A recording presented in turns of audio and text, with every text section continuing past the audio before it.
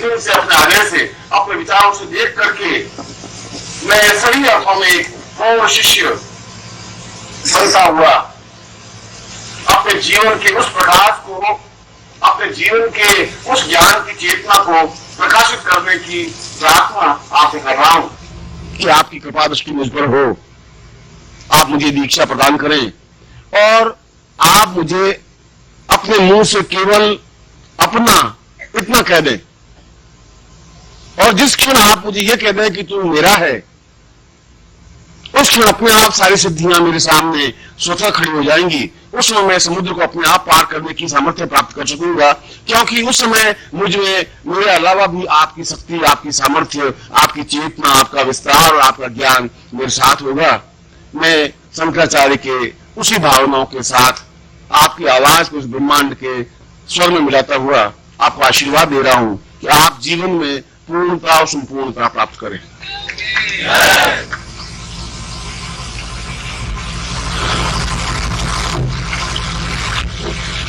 प्रत्येक दिन अपने आप में महत्वपूर्ण होता है, प्रत्येक क्षण अपने आप में महत्वपूर्ण होता है, क्योंकि हम उस क्षण की महत्ता को शायद नहीं समझ पाए, इसलिए उस क्षण को अपने चिंतन नहीं दे सकते। मगर यदि हमारी प्राण चेतना हो, प्राण चेतना का मतलब है हमारे प्राण जागृत हो, और जिसको आप प्राण कहते हैं यह जीव है। आप जो जिंदा रहने की क्रिया है वह जीव की जिंदा रहने की क्रिया है, उसमें प्राण तत्व नहीं है। प्राण तत्व तो ज्ञान चेतना को प्राण तत्व कहते हैं। जीव और प्राण में मूलभूत अंतर है। पूर्ण रूप से ज्ञान की चेतना को प्रज्वलित करने की क्रिया प्राण है, उसको प्राणवायु कहेंगे, उसको प्राण चेतना कहेंगे।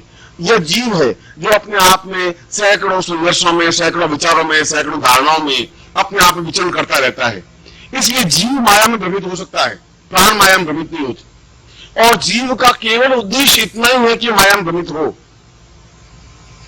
और माया का तात्पर्य है कि हम बार बार अपने विचारों को बदले। ये ठीक नहीं है और ये ठीक है, ये गुरुजी सही है या गुरुजी गलत है, इस साधना से, इस दीक्षा से क्या हो जाएगा, क्या नहीं हो जाएगा, ये सारा हमारे मानस में अंतर मंथन होता रहता है।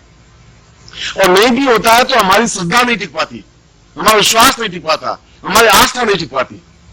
और जब तक वो टिकेगी नहीं, और तब तक नहीं टिकेगी जब तक हमारी प्राण चेतना जागृत नहीं हो पाएगी। दीक्षा का तात्पर्य कि हमारे प्राण चेतना जागृत हो। दीक्षा का तात्पर्य कि हम अपने आप में समर्पण होने की क्रिया को अपने हथेली पर रख सकें, अपने आप को फना कर सकें, अपने आप को प्रेरित कर सकें। अगर एक दीपक पर पतंगा जब जलने के लिए उद्यत होता है, उस समय वो कोई हिसाब किताब नहीं करता। उस पतंगे की भी पत्नी होगी, उसके भी बच्चे होंगे, पतंगा भी अपने आप में यौवन को प्राप्त होता होगा, पतंगे की एक जिंदगी होगी, मगर उस समय को सोचता ही नहीं। उस समय तो केवल एक भाव रहता कि मैं अपने आप में फना हो जाऊं, अपने आप को जला दूं, बता दूं कि मैं तुम्हारे प्रति अपने आप को समर्पित कर सकता हूं। यदि वो हिसाब करने लग जाए तो फिर पतंगा कहलाएगा ही नहीं।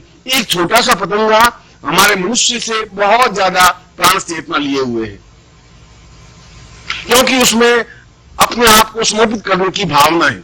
अब उसमें वो जल जाता है या बच जाता है, वो सोचता नहीं। ये गणित तो तुम्हारा जीव करता है। जीव में ऐसा चिंतन होता है कि मैं करूं कि नहीं करूं। इसलिए कल में जो मैंने प्रवचन आपको समझा रहा था कि जीव के माध्यम से हम अपने परिवार को नहीं पहचान सकते तो गुरु को तो पहचान ही नहीं सकेंगे। अगर कल आप इस जगह बैठेंगे, आपके सामने शिष्य समुदाय होगा, और यदि उसकी प्राण चेतना जागृत नहीं होगी तो आप नहीं पहचान पाएंगे। और गुरु का तात्पर्य, गुरु का अर्थ, गुरु का मूल्य इसलिए है कि वो बीच बीच में माया का विस्तार करता रहे। गुरु करता है, यह गुरु के करने के लिए एक आवश्यक तत्व है, करना पड़ता है उसको। यदि ऐसा नहीं करे तो जीवन में बहुत ज्यादा आप इतनी भागदौड़ में व्यस्त हो जाएंगे कि अपने आप को संभालना कठिन हो जाएगा। आपकी दौड़ 2 किलोमीटर प्रति घंटे की है या 10 किलोमीटर प्रति घंटे की है, और यदि आपको 50 किलोमीटर प्रति घंटे की चलने की हो तो आप नहीं चल पाएंगे। इसलिए नहीं चल पाएंगे कि आप में प्राण चेतना जागृत नहीं है। इसलिए कि गुरु एकदम से 50 किलोमीटर आपको दौड़ा नहीं सकता, संभव नहीं है। फिर वो एकदम से जो आपसे प्रवचन पूरा करता है फिर कहता है, अरे भाई क्या समाचार है, कैसे हो। मंच में बैठे हुए तो फिर दूसरे थे, या अब तुम्हारी बुद्धि एकदम से काम करेगी नहीं, अपने आप की बुद्धि की उस खाने से उस खाने पे तुम जाने की कोशिश तो करोगे, मगर मुझे देखिए ऐसा, शायद ये बात सही है जो यहां बैठे हुए ये गुरुजी सही हो, मंच वाले कुछ गुरुजी दूसरे होंगे, भगवान जाने वहां क्या हो जाता है। और यदि कभी कोई यहां पर कभी सम्मेलन हो जाए तो मैं उतनी अच्छी ढंग से मतलब गजल भी सुना दूंगा मैं बैठ कर, हारमोनियम हाथ में ले लूंगा और शायद गजल आप सुनेंगे तो ये आंसू को मासूम की बात ही गुरुजी होती है, धरने से कर लेते, ये हमारे गुरुजी नहीं हो सकती, तुम्हारी बुद्धि काम नहीं कर सकती। और यह जो माया को भेदने की जो क्रिया है वह दीक्षा है। दीक्षा के बाद भी यदि आप माया के कंट्रोल में रहे, फिर भी आपका एक भ्रम में रहे, हर समय मन में रहता है कि मेरी पत्नी चरित्रवान है भी कि नहीं चरित्रवान है, तुम्हारे पास कोई मापदंड है ही नहीं, कोई पैमाना है ही नहीं, तुम किसी ढंग से उस पैमाने को नहीं नाप सकते। कोई पुरुष अपने आप में सक्षम है या नहीं है, या समर्पित है या नहीं है, या एकनिष्ठ है या नहीं है, तुम्हारे पास कोई पैमाना नहीं है। तुम्हारी बुद्धि तो एक बहुत छोटी सी है जो बहुत थोड़ी दूर तक दौड़ती है। दीक्षा और शादी जीवन की प्राण चेतना का जागरण अपने आप में बार बार जागरण करने की क्रिया नहीं होती। एक बार ही अगर जागरण हो जाता है, एक बार ही अगर ठोकर लग जाती है, एक बार विचार आ जाता है तो अपने आप में एक समर्थ गुरु बन जाता है, अमर समर्थ में नेतृत्व बन जाता है। दादू दयाल के या दादू दास के शिष्य थे रज्जब, आप नाम सुना होगा दादू का। और दादू ने रज्जब को कहा कि देख रज्जब, सब कुछ करना, शादी मत करना, क्योंकि तुम्हारी मैंने एक चेतना पैदा की है, एक तुम्हें शिष्य बनाया है, मैं तुम उस जगह ले जाना चाहता हूं जहां तुम मर नहीं सकते, और सैकड़ों लोग मरेंगे। तो रज्जब नाम आज से 2000 साल बाद भी होठों पे रहे, और आदमी अपने नाम के लिए बहुत प्रयत्न करता है, बहुत चालाकियां बरता है, अपने नाम के लिए ताजमहल बना देता है, अपने नाम के लिए मकान बनाता है, मकान के ऊपर नाम पत्र लिखता है कि नारायण भवन, पुरुषोत्तम भवन। क्या जरूरत है पुरुषोत्तम भवन की लिखने की, क्या जरूरत है? इसलिए कि वो मेरा नाम जिंदा रहे, मरने के बाद भी लोग पुरुषोत्तम भवन कहे। बिरला मंदिर, अरे राम के मंदिर तो देखे, कृष्ण के मंदिर देखे, ये बिरला जी के मंदिर कहां से बने? कृष्ण मंदिर लिखते तो समझ में आती, राम मंदिर लिखते तो समझ में आती, विष्णु मंदिर लिखते तो समझ में आती, अब बिरला मंदिर कैसे? मतलब उनको जिंदा रहना है बिरला जी को, और कोई काम किया कि नहीं किया? उन्होंने जो कार बनाने से जिंदा रहते नहीं हो, इसलिए उन्होंने बिरला मंदिर बना दिया। जिंदा रहने के लिए आदमी और कुछ नहीं कर सके, घासीराम की कुछ नहीं कर सके, तो बेटे का कहेगा मरने के बाद मेरा श्राद्ध जरूर करना बेटा, साल में एक बार तो साथ मेरा नाम जिंदा रहे। और यदि आप हरिद्वार चले जाएं और हरिद्वार के आगे आप देखें तो जितने सड़क में पत्थर बिछे हुए सब पे नाम लिखा हुआ। मूली देवी ने अपने पति कृष्णलाल जी के यादगार में पत्थर जड़वाया, और क्या जरूरत, मर गए वो, अपने आप चले गए, अब मूली देवी की जरूरत कहां है? मगर उसके पति को मैं मर जाऊं तो मेरे नाम के लिए पत्थर जड़वा देना तो जरूरत, मगर ये बहुत क्षणिक नाम है। आदमी आप भी, आपके मन में तो ये चिंतन है कि समाज वाले मुझे पहचाने, चार लोग मेरी सराहना न करें, मुझे पूछें, मरने के बाद भी मुझे कोई याद करें, और अपने पुत्र पैदा करने की क्रिया या पुत्र को बड़ा होने की क्रिया या उसकी शादी होने की क्रिया, ये सब कुछ दान देने की क्रिया, फोटो खिंचवाने की क्रिया, और घर में फोटो लटकाने की क्रिया, और अपने पिताजी के फोटो पर फूलों की माला पहनाने की क्रिया, ये सब क्या है? केवल उनको जिंदा रखने की कोशिश है, उसको तुम सफल नहीं हो पाते। जो ही तुम्हारे पोते आएंगे तो दादाजी के फोटो हटा करके नीचे रख देंगे, पिताजी का फोटो लटका देंगे, दादाजी को लेन देंगे, फिर उनके बेटे आएंगे उनका फोटो हटा देंगे, उनका फोटो रख देंगे। फोटो के माध्यम से तुम्हारा नाम जीवित जागृत नहीं बन सकते। इसलिए दादू ने कहा कि रज्जब ऐसा तो जिंदा नहीं रह सकता, तो उसी से बने रहना, शादी मत करना, फिर तो माया जाल में उलझेगा। एक शादी होगी, फिर संतान होगी, तो संतान पैदा नहीं करना चाहेगा तो मां कहेगी मैं पोते का मुंह देख के मरना चाहती हूँ, अब तो मेरे गिनती के दिन रह गए बेटा, तू समर्थ बेटा है, और फिर तो संतान पैदा होगी, फिर उनका पालन पोषण होगा। लेकिन कहा अच्छी बात, 5-7 महीने बीते और घर वालों ने उनको तंग किया, परेशान किया रज्जब को कहा तू शादी कर ले, और शादी के बिना कैसे, घर वाले सारे उसको परेशान हुए, उसको घोड़े के ऊपर बिठा दिया, बैठ, और पीछे बाराती ढोल वोल बजाते हुए चारों तरफ से घेर करके, जैसे कैदी को कटघरे में ले जाते हैं घेर करके, ठीक उसी प्रकार से घेर करके, इधर बाराती उधर बाराती, पीछे बाराती, आगे बैंड वाले, वो भागे तो भाग नहीं सके, और जा रहे थे लड़की वाले की तरफ, और झूले लटकाए हुए घोड़े के आगे, जैसे झूले लटकते हैं ऐसे लटका हुआ बैठा घोड़े के ऊपर। सामने दादू लाल आ रहे थे, गुरु। दादू की नजर पड़ी कि है तो रज्जब, मगर घोड़े के ऊपर कैसे बैठा है, बात क्या है? और पास में आए तो नजर पड़ी कि बिल्कुल रज्जब है, और उनके मुंह से निकला कि अरे रज्जब, रज्जब तो गजब करियो, बहुत गजब कर दिया, सब मेरी जिंदगी, सारा मेरा चिंतन तुमने बर्बाद कर दिया, ये क्या कर दिया तुमने, ये क्या हो रहा है? बस इतना लाइन बोला, रज्जब चाहे गजब करियो, और रज्जब एकदम से झूला हटा करके घोड़े से नीचे कूद गया। उनका नहीं, मुझे शादी नहीं करनी है, मेरे जीवन का मर्म, मेरे जीवन का अर्थ नहीं है। प्राण से इतना जागृत होने के लिए कोई लंबे समय की जरूरत नहीं है, साल 2 साल 5 साल, एक ठोकर की जरूरत है, एक चेतना की जरूरत है, एक विचारधारा की जरूरत है। एक सेकंड में लगा रजब को, रजब अपने आप में महान रजब बना। आज भी लोग उसको याद करते हैं। अगर मीरा का नाम लेंगे, दादू का नाम लेंगे, कबीर का नाम लेंगे, तो कबीर से भी कई ऊंचे लेवल पर रजब है, जिसके पद, इनकी साखियां, इनके डोरे अपने आप में अद्वितीय है। और तुम्हारी भी जिंदा रहने की जो क्रिया है, वो अपने आप में प्राण चेतना को जागृत करने की क्रिया है। मेरा सारा प्रवचन का आधार इसलिए नहीं है कि आप बहुत करोड़पति बन जाएं, लखपति बन जाएं, हजारपति बन जाएं। मेरा सारा है कि आप अपने जीवन की चिंगारी को प्रज्वलित करके उस ऊंचाई पर पहुंच सके जहां तुम पहुंच सकते हो। कल के प्रवचन का सार यही था कि आप अपने आप को जिस दिन पहचान लेंगे, हो सकता है अभी पहचाने, 2 साल बाद पहचाने, नहीं पहचाने, फिर अगली जिंदगी लाए, फिर मैं आपके सामने हूं, फिर मैं आपको बात करूंगा, फिर आप मेरी बात सुनेंगे, फिर आप गड्ढे लाएंगे, फिर आप घर चले जाएंगे। ऐसा नहीं हो सकता है। मैं फिर भी इसका तात्पर्य यह नहीं कि मैं कहना छोड़ दूंगा। और ये दीक्षा जो मैं आपको देने जा रहा हूं, वो अपने आप में इस चिंतन का परिणाम है, क्योंकि जहां हम शक्ति की आराधना कर रहे हैं, वो शक्ति को अपने आप में प्राप्त कर रहे हैं, मगर वो शक्ति शिवत्वमय हो, कल्याणमय हो। अगर शिव नहीं है तो वो शक्ति अपने आप में व्यर्थ है। अगर मुझे बहुत पहलवान, बहुत ताकत तो बहुत होती है, शक्ति तो होती है, मगर दूसरे आदमी को गिराने में काम आती है, कल्याणदायक नहीं है। वो दीवार से टकराने के काम आती है।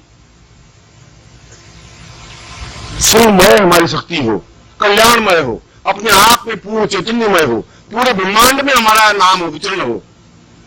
केवल जमीन पर तो कौवा, कीड़ा मकोड़ा भी रह जाएगा, तो इस जमीन पर आप रह करके बहुत मान कर नहीं कर रहे।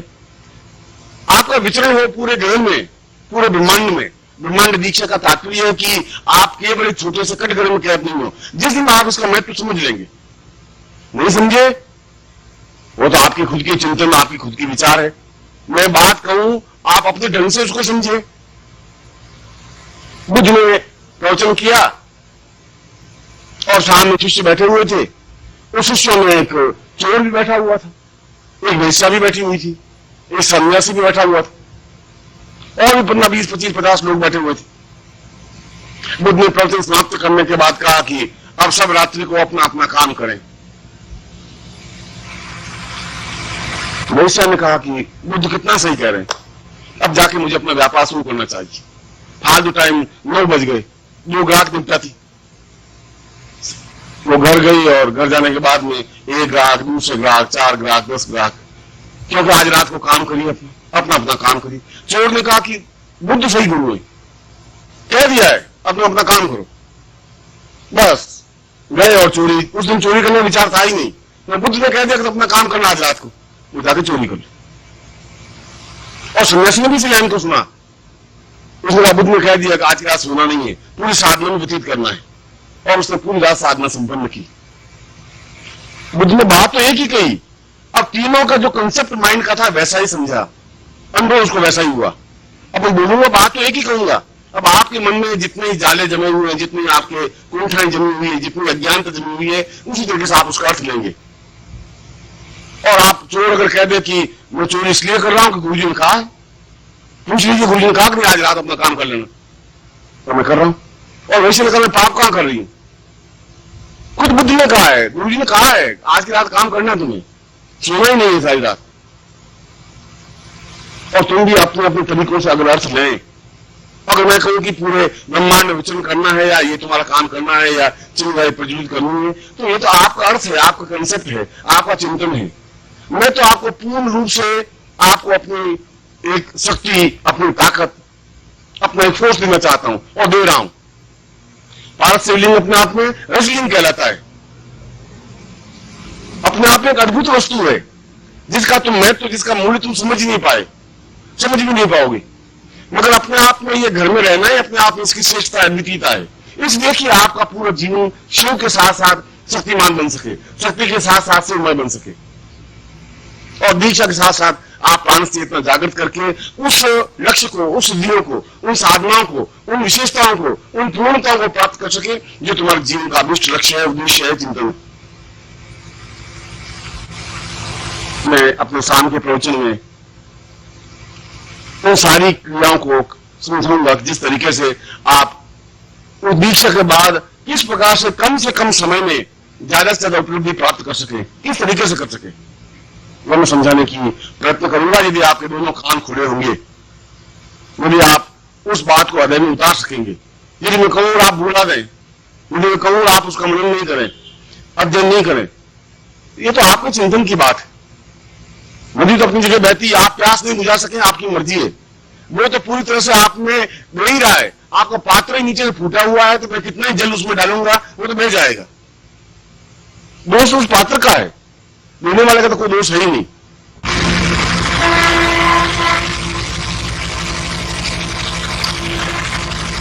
हम जीवन की एक बहुत महत्वपूर्ण दीक्षा के बाद भी ब्रह्मांड दीक्षा,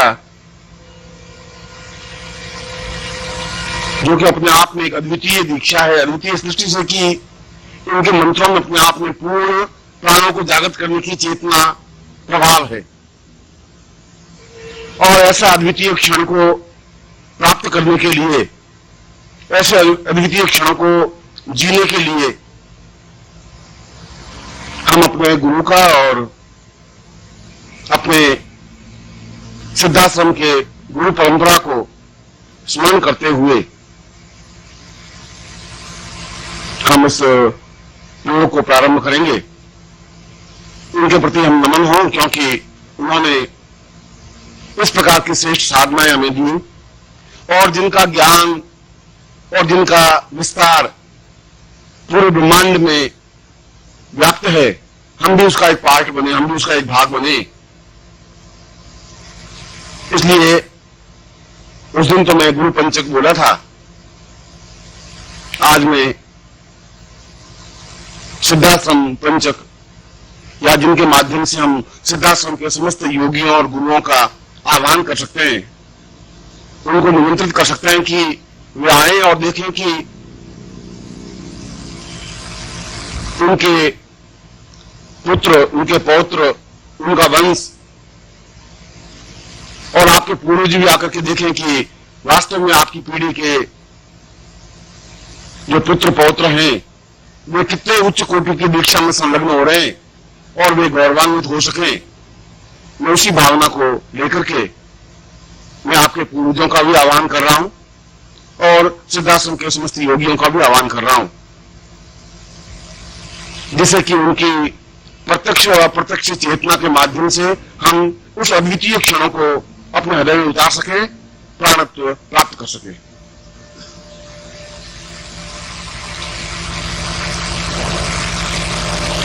मेरे साथ आप बोलेंगे भी और मेरी आवाज को पूरा आपके पास पहुंचनी चाहिए।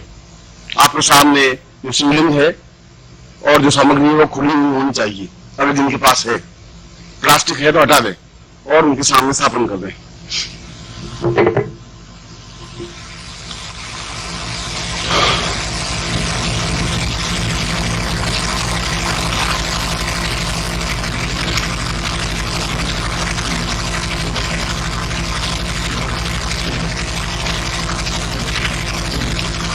ओम सा चैतन्यम परिपूर्णता अथा स्वानम सकृते सा पूर्व।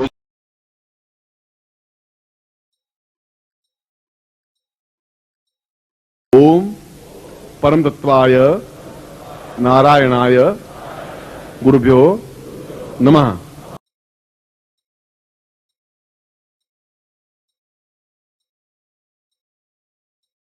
ओम ह्रीं मम प्राण देह रोम प्रतिरोम चैतन्य जाग्रय ह्रीं ओम नमः।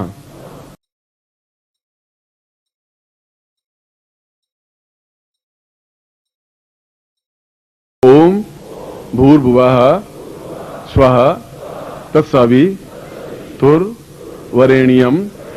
भर्गो देवस्य धीमहि धियो यो नः प्रचोदयात्।